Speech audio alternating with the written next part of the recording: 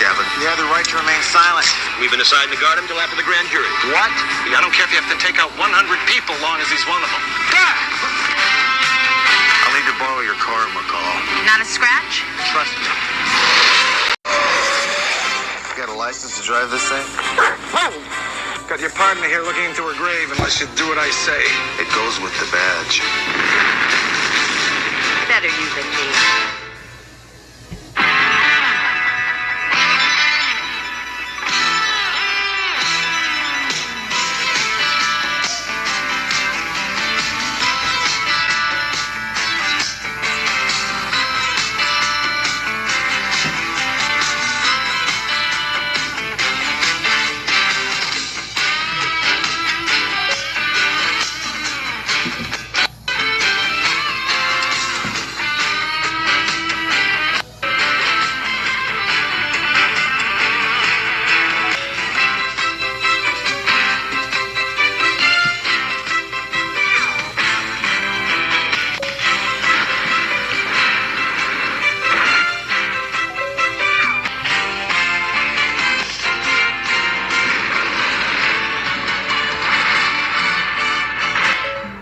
Works for me. Put your hands up. Put your hands up. Put your hands up.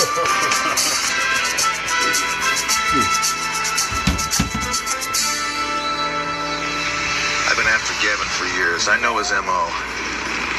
I could smell one of his jobs. That sicko is in the municipal building, smiling at his parole officer, swearing goodness on the Bible. Then he's marching out of there to some nearby liquor store and taking it down for a couple $100 and the thrill of blowing the owners away. Look, on the 5th, Gavin got out on parole, and he met with his parole officer for the first time on the 7th at 2:30. At 3:34 that same day, a liquor store 6 blocks away is robbed, and a 66-year-old man is pistol whipped, a Gavin trademark. Pistol whipping old shopkeepers isn't public domain, Hunter. A week later, on the 14th at 2:30, Gavin meets his parole officer for the second time. And at 3:23, 7 blocks away, a mom-and-pop grocery store gets hit, and Pop winds up a vegetable from a fractured skull.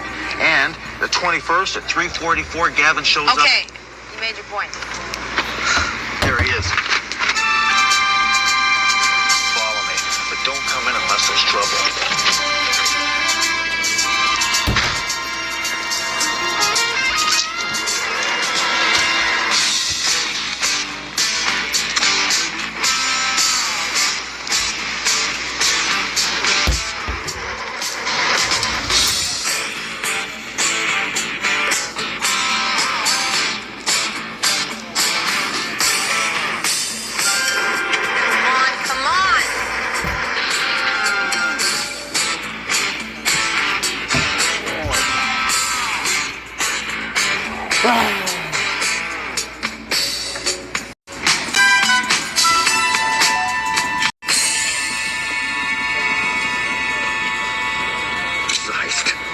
This is a bus Gavin dropping.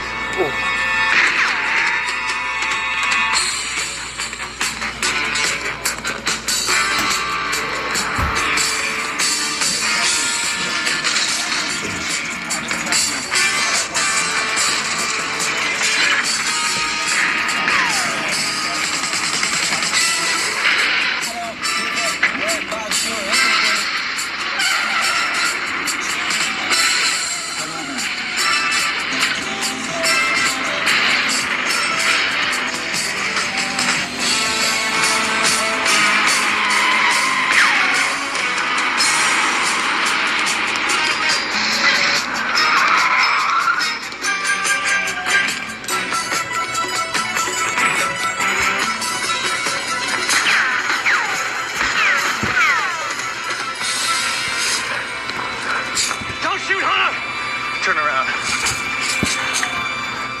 You have the right to remain silent. You give up that Come right. on, Hunter. If I heard you got rights once more, I'm going to puke. Now you're getting the full treatment, Scuzz.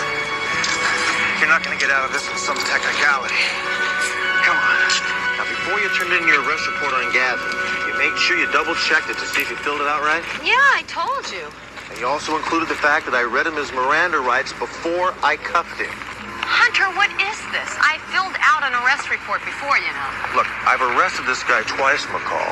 The first time, he crippled a kid in a gas station with a tire iron because he couldn't open the cash register drawer. The second time, he wasted a little old lady who owns a liquor store in the barrio in a $10 heist. And the guy's looking at 25 years in the slam for sure. And I want to make sure he serves every minute.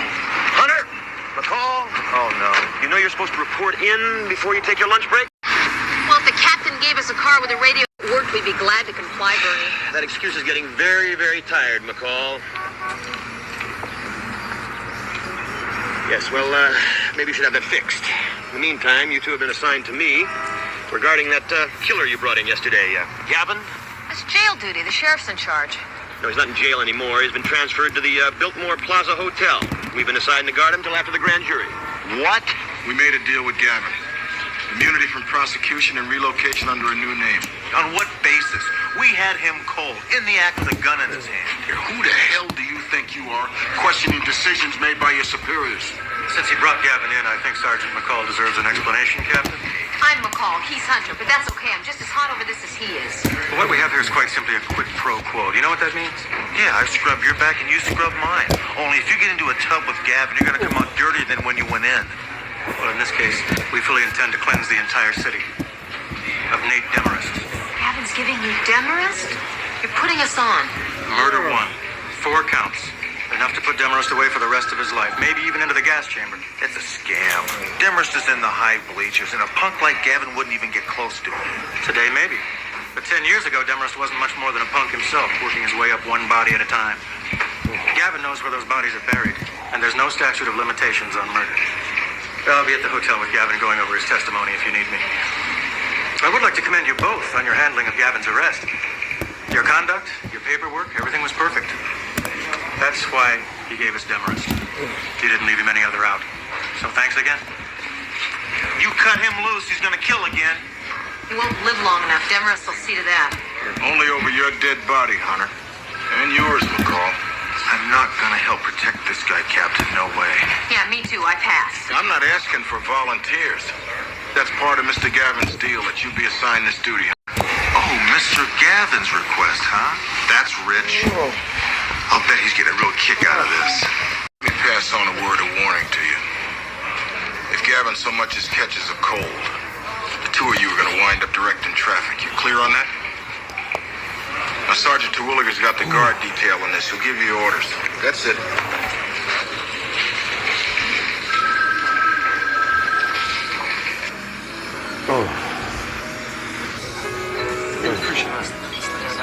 I gotta talk to you, Nate. Sure, excuse me. Sure. What's the problem? Gavin's made a deal with the DA. He's gonna rat on you to save his own skin. Gonna rat on me? He goes in front of the grand jury now.